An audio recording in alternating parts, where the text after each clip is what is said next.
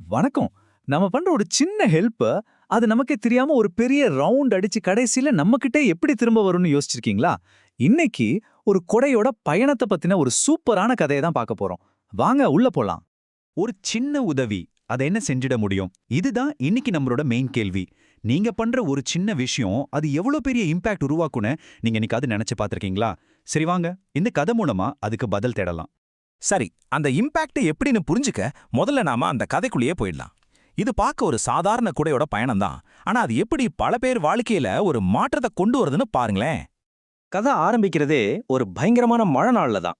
ஒரு auto driver ஒரு கர்ப்பிணி பெண்ணை ரொம்ப அவசரமா ஹாஸ்பிட்டலுக்கு கூட்டிட்டு போறாரு. அந்த ஒரு சின்ன சந்திப்புல தான் நம்ம கதையோட புள்ளி ஆரம்பிக்குது. அப்போ அந்த ஆட்டோ டிரைவர் செஞ்ச முதல் உதவி என்ன தெரியுமா? தன்னோட கொடையை எடுத்து அந்த அம்மா கிட்ட கொடுக்கறாரு. சரி, அந்த அம்மா என்ன பண்றாங்க? மழையில நனைஞ்சுகிட்டு இருந்த ஒரு வயசான பெரியவருக்கு அதை கொடுக்கறாங்க. அவரு அத ஒரு பூ விக்கிற அம்மாவுக்கு கொடுக்கறாரு. கடைசியா அந்த பூக்கார அம்மா ஸ்கூலுக்கு போற ஒரு சின்ன பொண்ணுக்கு அதை கொடுக்கறாங்க. பாத்தீங்களா, ஒரு உதவி எப்படி ஒரு செயின் மாதிரி அடுத்தடுத்து போயிட்டே இருக்குன்னு. ஆனா இந்த உதவி இப்படி ஒரு செயின் மாதிரி போறதுக்கு ஒரு முக்கியமான காரணம் இருக்கு. ஒவ்வொரு தடவையும் கொடைய வாங்குறவங்க இதை எப்படி நான் உங்களுக்கு திருப்பி கொடுக்கறதுன்னு கேட்கும்போது அவங்களுக்கு கிடைக்கிற பதில் ஒன்னே ஒண்ணுதான்: வேற யாருக்காவது தேவைப்பட்டா கொடுங்க, அவ்வளவுதான். இந்த ஒரு சிம்பிள் ரூல் தான் அந்த நல்ல விஷயத்தை அப்படியே பரவ வைக்குது. எதையும் எதிர்பார்க்காத ஒரு உதவி.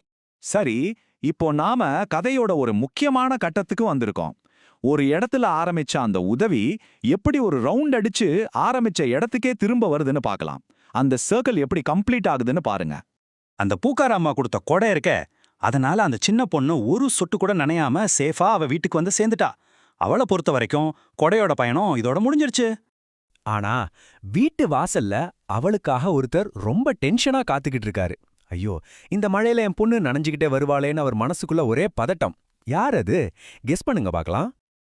அது வேற யாருமே இல்ல, இந்த கதைய ஆரம்பிச்ச அதே ஆட்டோ டிரைவர் தான். ஆமாங்க, அந்த ஸ்கூல் பொண்ணு அவரோட பொண்ணு தான். அவர் காலையில செஞ்ச ஒரு சின்ன உதவி ஒரு முழு ரவுண்ட் அடிச்சு அவரோட சொந்த மகளையே அந்த மலையில இருந்து காப்பாத்திருக்கு. இதுதாங்க இந்த கதையோட ஒரு பியூட்டிஃபுல்லான, ஒரு பவர்ஃபுல்லான மொமெண்ட். ஸோ இந்த கதையை வெறும் ஒரு இன்சிடென்ட் மட்டும் இல்லை, இதுக்குள்ள ஒரு பெரிய ஃபிலாசபி இருக்கு. நாம செய்யற நல்லது எப்படி இந்த யூனிவர்ஸ்ல ஒரு ரவுண்ட் அடிச்சு நமக்கே திரும்ப வருதுங்கிறத பத்தி தான் இப்போ நாம கொஞ்சம் டீப்பா பார்க்க போறோம். இந்த கதை நமக்கு சொல்ற முக்கியமான லெசன் என்னன்னா, நம்ம லைஃபை மீனிங்ஃபுல்லா மாத்திக்கிறதுக்கு நாம பெரிய தியாகம்லாம் பண்ண வேண்டாம். மத்தவங்களுக்கு செய்யற சின்ன சின்ன ஹெல்ப்போ போதும். அதுவே நம்ம வாழ்க்கையை ரொம்ப இன்ட்ரெஸ்டிங்கா, ஹாப்பியா மாத்திடும். ஒரு சூப்பரான பழமொழி இருக்கு தெரியுமா? வெள்ளத்துல தவிக்கிற ஒருத்தருக்கு நீங்க ஒரு போட் கொடுத்தீங்கன்னா, நீங்க பாலைவனத்துல தவிக்கும் போது அது ஒரு ஒட்டகமா உங்க முன்னாடி வந்து நிக்கும்னு சொல்லுவாங்க.